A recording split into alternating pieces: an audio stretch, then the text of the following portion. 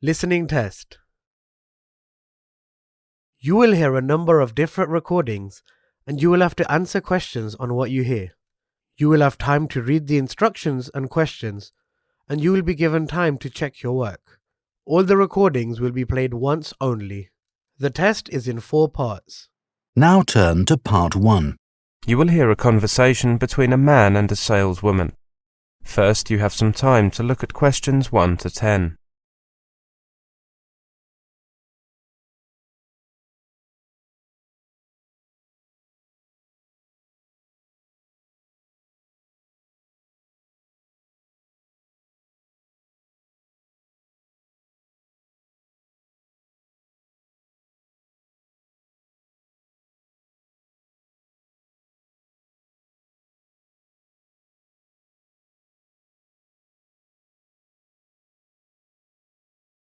Now listen carefully and answer questions 1 to 10.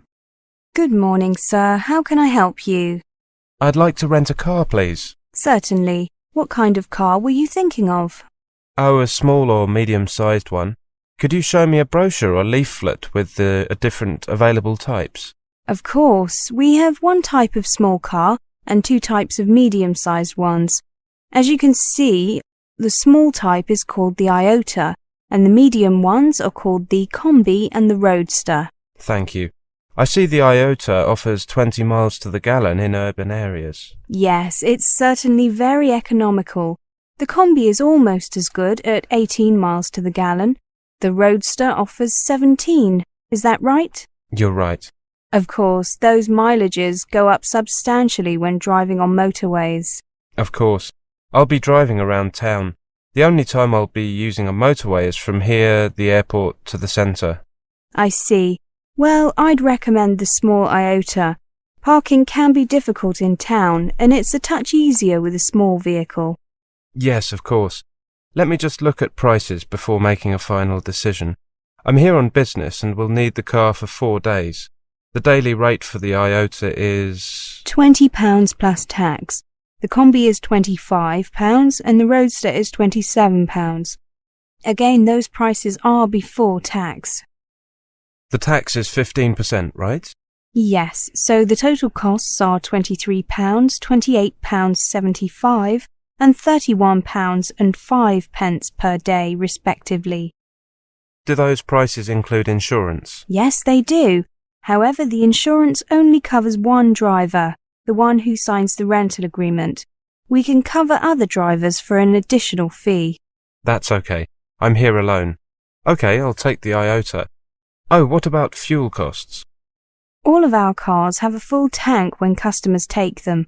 If the car is returned with a full tank, there's no additional fee. Otherwise, we have to charge for the tank to be refilled. I see.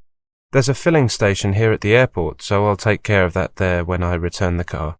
That's what most of our customers do. Could I take a few details? Then I'll print out 2 copies of the rental agreement for you to sign. I'll need your name and the name of your company first of all. My name is David Brown. That's Brown with an E. My company name is Hectrix Electronics. That's spelt Hectrix. And what is the company's address, please? It's Unit 2, Arlington Close, Battleton, Yorkshire. And the telephone number? 0675 934 888. Will you be using a company credit card or your own one? I have a company credit card. There you are. Thank you. I'll just run this through the machine. Could you enter your PIN, please? Thanks. OK, I've entered the details of the rental, but I've left the rest blank in case there are any extra charges, such as fuel. Right. I should sign here, shouldn't I? Yes, please. Now, let me tell you a few things about the car. There's a first aid kit in the boot. That has to be there by law. There's also a torch in the glove compartment, just in case. Do you have a map of the town? No, I don't. I was hoping you could provide one. That's no problem. Here you are. You won't need one for the surrounding area, will you? No, I won't. Thank you. Is that everything? Yes, the car is parked over there. It's the blue one. The registration number is K758SMD. Ah, yes, I see it. Here are the keys. The car has an alarm that you can switch on and off using this button here. Does the car have central locking? Yes, it does. Well, thank you very much. Goodbye. Goodbye, sir. That is the end of section 1. You now have half a minute to check your answers.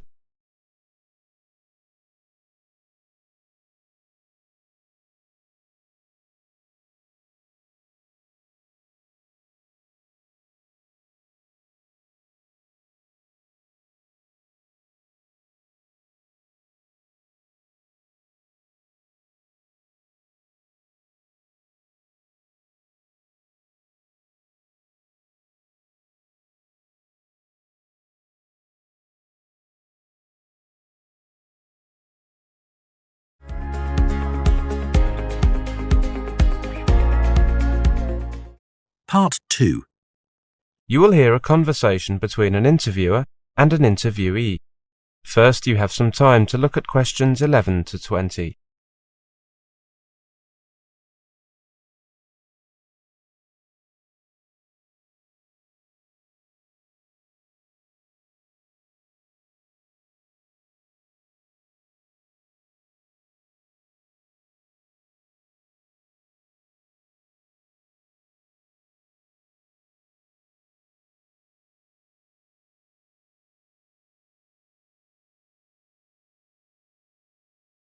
Now listen carefully and answer questions 11 to 20. What was your holiday location and how did you hear about it? My holiday location was New York. I heard about visiting New York from some friends who were there and who were impressed of the beauty of the city and who even decided to stay there and start a new life. My friend and I received an invitation last summer from these friends, so I spent my holiday there. It was the best holiday I've ever been on. So you just went there with one friend, right? Yes, I travelled with my best friend and it was very exciting because it was the first time either of us had travelled by plane. Our excitement grew higher and higher as we got close to New York. At the airport, I saw a lot of foreigners who had come there to work or to visit this incredible city. And I must say I was amazed by the number of these foreigners. I don't think I have ever seen so many foreign people in one place. How much time did you spend finding out information about New York and what resources did you use? I gathered the information I needed from my friends who lived there, from the internet, from the brochures that I took from the American Embassy, and of course from the travel agency where I got an idea of the cost of the trip and the flights. We got cheaper tickets by not taking a direct flight. We changed planes in London. Can you tell us the thing you like most in this place? The thing I liked most in New York was definitely the variety of buildings and monuments. I also enjoyed the parks. They were great. New York is a unique city. It's like you are in the middle of the world. It's considered by many to be the economic center of the world. I also like the people. Some people told me that New Yorkers have a reputation for being unfriendly, but I didn't notice this. Were there any things that you didn't like? I think that the downside of my holiday was that there are crowds on the streets every day, almost all day long. Also, sometimes the bad weather that kept us in the house. How was your accommodation? My friends live in a big flat. My friend and I shared a bedroom, which was very big and comfortable, and most of all, we had the perfect view overlooking the ocean. So I must say that we had all the comfort we needed. They even gave us access to a computer for us to check our email or to play on when we were in the mood and when the weather was bad. You said that the people there were fine. Yes, the people from New York are very kind, and now I will tell everybody I know this. Whenever we needed help on the street because we didn't know where to go or because we found the map confusing, they always gave us a hand and helped us find our way. Did you make any new friends? Have you kept in touch? Yes, I made some new friends there. I made friends with my friends' neighbours. We spent much of our time together and sometimes they were our guides around the city. How did you spend your time? Did you participate in any recreational activities? During the day, we went visiting and walking on the streets for hours, and when the weather was bad, we played a lot of chess. We had the chance to participate in the 78th annual feast of San Gennaro, but we missed the 36th annual African American Day parade through the whole of Manhattan. And we went to the Richmond County Fair on Staten Island, which amazed us in every possible way. That is the end of section 2. You now have half a minute to check your answers.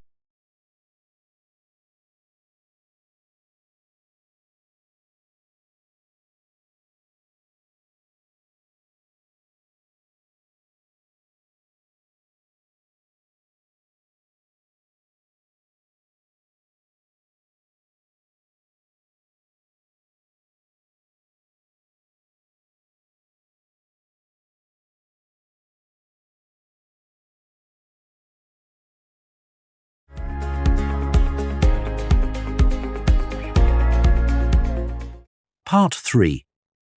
You will hear a talk. First, you have some time to look at questions 21 to 30.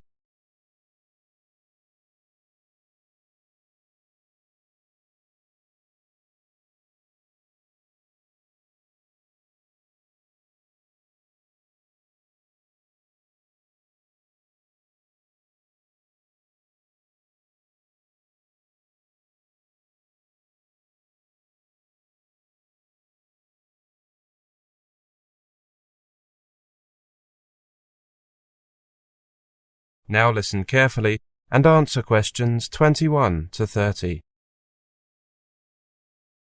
Come in, everyone. The office might be a bit crowded with 4 of us and all these materials.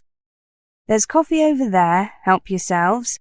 Now, we're here to discuss 3 types of learners: kinesthetic, visual, and auditory, and how we can teach each type.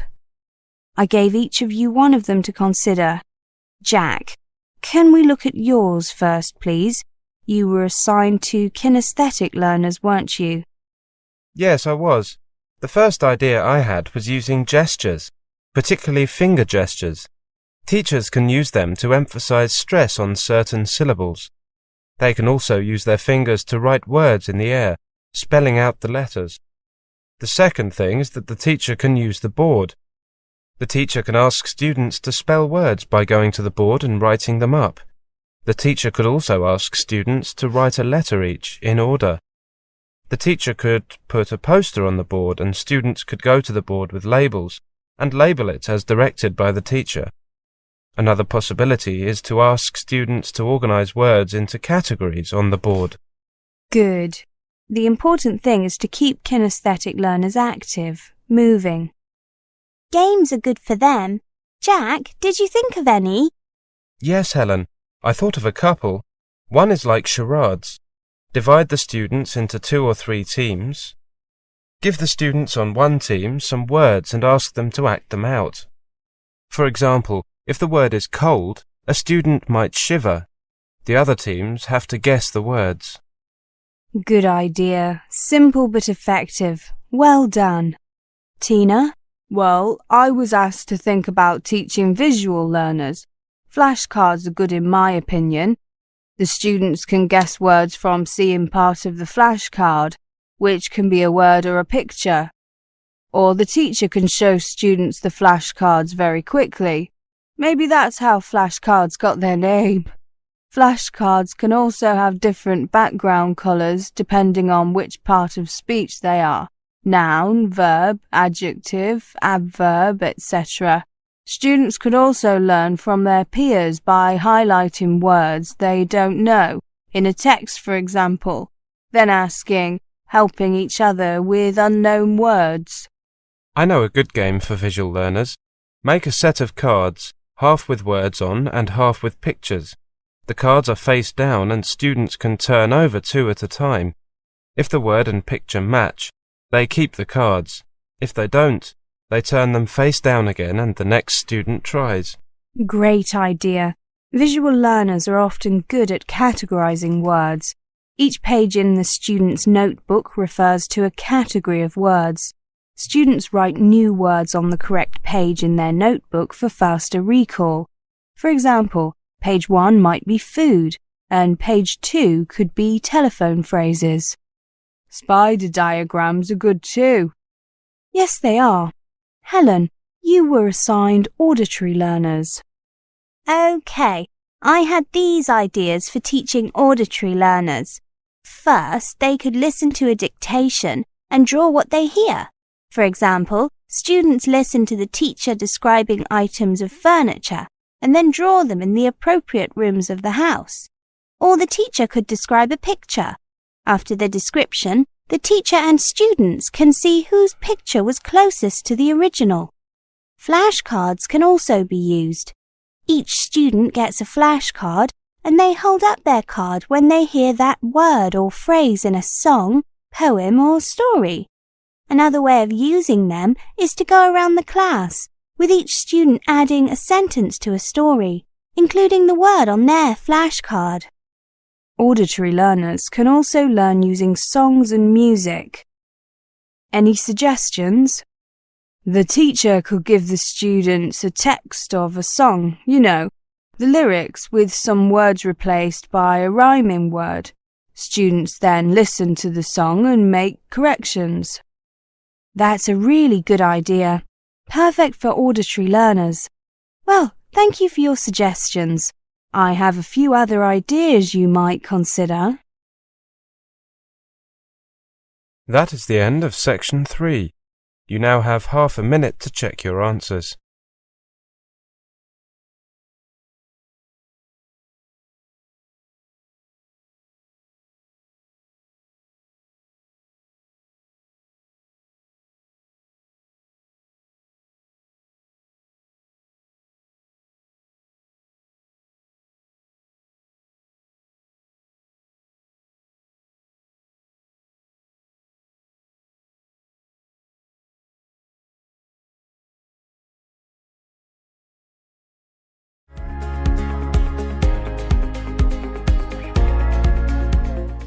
Part 4. You will hear a lecture on note-taking. First, you have some time to look at questions 31 to 40.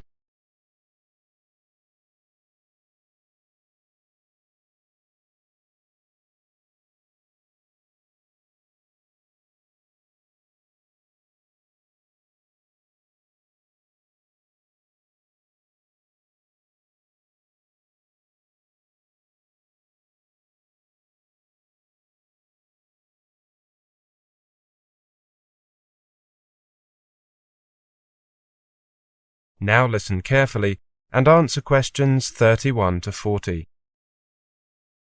Welcome to this class on note-taking. Let's take a look at the basics first of all. The first question we need to look at is, why take notes? The purpose of taking notes during a lecture is to help you to concentrate on what the speaker is saying and to provide you with a summary in note form so that you can write up your notes in full later. Also, it may be that the notes provided by the lecturer are not sufficient. The lecturer may add new information during the lecture, and your own notes will be needed to provide you with a complete record of the lecture. Taking your own notes will promote a deeper understanding of the content of the lecture. So, how do you take notes?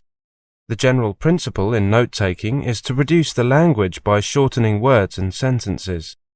The following advice will help you to take notes efficiently, leaving you free to listen to your lecturer. Remember that these notes are for you, and as such you can use any method you like, so long as it enables you to reproduce the ideas contained in the notes and show how these ideas connect to each other later. However, there are certain principles you should bear in mind, and certain conventions that are commonly used, which you may find useful. First of all, you must be able to determine what you need to write down. What is important to you? How do you know what is important and what is not? This is not an easy question to answer, but there are things you can look out for. The first piece of information you receive is the title of the lecture. This is perhaps the most important single piece of information of the whole lecture. so you should make sure that you write it down in full. Even better, find out what it is beforehand so that you can have time to think about what the lecture will be about. Secondly, listen for direct or indirect signals from the lecturer that tell you what is important. As a direct signal, for example, he or she may say, "This is important, write it down," or "Make sure you get this down," or he or she may make indirect signals such as pausing before saying something important, or saying it slowly, loudly, or with greater stress. Listen for repetition. When the lecturer repeats a point, go back to your first notes and add in any new details or information. When a teacher or lecturer recommends a student to read a book, it's usually for a particular purpose. The book may contain useful information about the topic being studied, or it may be invaluable for the ideas or views that it puts forward, and so on. In many cases, the teacher doesn't suggest that the whole book should be read. In fact, he may just refer to a few pages which have a direct bearing on the matter being discussed. Now, how should you write your notes? As mentioned above, you can make notes in any way that you like, but the following guidelines will help you to develop a style that is both quick and accurate. Concentrate on the important ideas. Avoid repetition and omit things that do not need to be stated specifically, because only you yourself will be reading the notes, and you will know what they are referring to. Summarize important ideas. You can use words that are not used by the lecturer to restate in a shorter form what he or she is saying. Write in short phrases rather than in complete sentences. Many students ask me when they should write up their notes. You might not have time to note down everything you want during the lecture itself, so you must rewrite them as soon as possible, so that you minimize the risk of forgetting something. Finally, you should decide on a personal note-taking style and be willing to adapt according to whom you are listening. For more practice in note-taking, take a look at these books which can be found in the resource room. Study Listening by Tony Lynch, particularly Units 6 and 12. Then there's Learning to Study English by Brian Heaton and Don Dunmore, especially Units 5 and 10. The first one is published by Cambridge University Press, and the second one is published by Oxford University Press. That is the end of part 4. You now have half a minute to check your answers.